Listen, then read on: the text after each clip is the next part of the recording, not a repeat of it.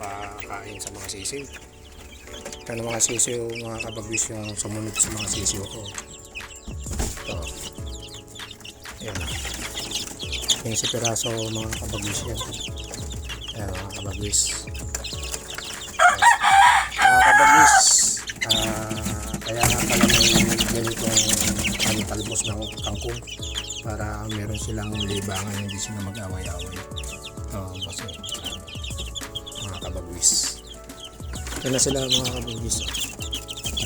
Ating ko lang kasi. Mga kabagwis, ito pa yung iba. Sumunod sa kanila. Ito.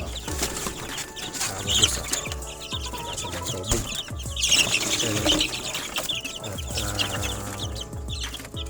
Ang kabagwis, yung mga sinundan nila, pinagbukod-bukod ko. Nalis ko dun sa wings nila.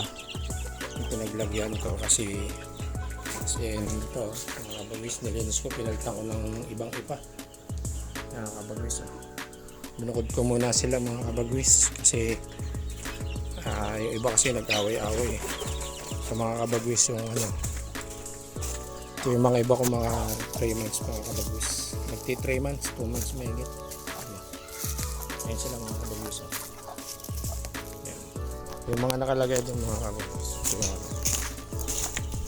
yung mga ibang sisiw nilagay ko dito. Pinukod-bukod ko muna. Ayan.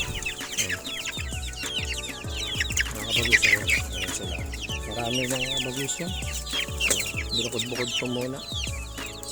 Mga kabagwis.